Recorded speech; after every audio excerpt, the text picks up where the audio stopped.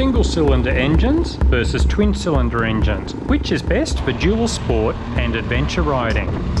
A spoiler alert, the very simple answer is that twin-cylinder engines are generally better if you do a lot of road riding, and especially if you want to carry a passenger. The single-cylinder engine is generally better for dirt roads, especially if you often plan to do some rough terrain. The problem is many of us want a motorbike that will do everything. So let's look at the pros and cons of each engine. Single-cylinder engines are often called thumpers for obvious reasons. The biggest difference compared to twin-cylinder engines is the weight and power delivery. Single-cylinder, dual sport and adventure bikes are almost always a lot lighter. This can be good or bad depending on your needs. The single-cylinder is a great choice if you are a solo rider and enjoy dirt roads. The rougher, the better. The power delivery is usually very linear. A big single typically has strong torque up to the mid-range, then peters out at higher revs. Again, this is great for off-road with less surprises when it comes to wheel spin and bursts of power. Other benefits: the single-cylinder engine is much simpler. Problems can be easier to diagnose. They are cheaper and easier to rebuild. It has a narrower configuration, which is great for off-road riding. The negative side of single-cylinder engines: they vibrate more, especially at higher revs. They usually put out less maximum horsepower. The overall rev range is smaller. A single-cylinder engine usually does not rev as high, and you can also get chain snatch at very low revs as that big single cylinder pounds away at the gearbox. While engine rebuilds are cheaper, single cylinder engines tend to wear out faster, so the rebuilds will happen a bit more often. Ditto for engine oil changes. If you don't like loud motorbikes, you will find that single cylinder engines are much louder when you fit an aftermarket exhaust system. The thump can be unpleasantly loud, whereas a twin cylinder is more likely to create a nice sound that is easier on the ears. Everyone has different opinions about this. It's easy to see the benefits of a twin cylinder engine in comparison. They have far less vibration and are smoother. Even if they have less power at low revs, they run much smoother at low revs with less chain snatch. They rev higher and usually put out quite a bit more horsepower.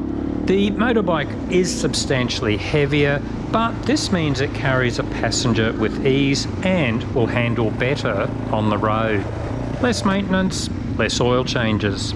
The disadvantages: the cost of a twin-cylinder motorbike is usually higher. Engine rebuilds cost more, and so on. Does it sound like an easy decision? Often it's difficult because these characteristics don't always apply. Motorbike prices. There is a huge variation here. For example, the twin-cylinder Honda CB500X is incredibly cheap compared to, say, a KTM 500 EXCF, which is categorised as a dual sport motorbike. Singles are not always cheaper. Weight. The latest Kawasaki KLR 650 is ridiculously heavy for a single-cylinder bike. It weighs the same as some twin-cylinder 700 and 890cc adventure bikes. Horsepower. The KTM 690 is tuned for performance and puts out higher maximum horsepower than most twin-cylinder engines in the same category. Everything we have discussed is only a general guideline, and there are plenty of exceptions. Often the only way to make a good decision is get a test ride on the relevant bikes.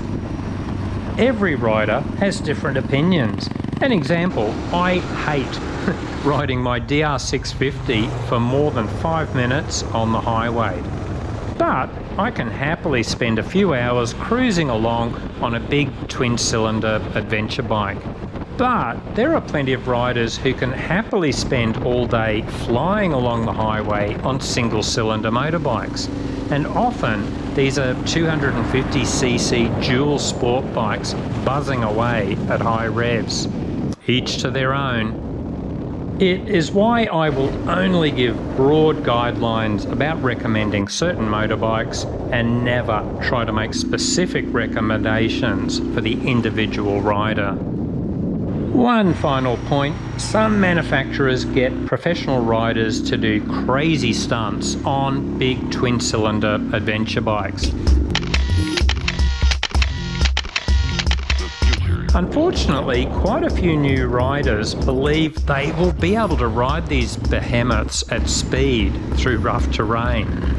If they are not incredibly skillful riders, they find out rapidly it ain't gonna happen.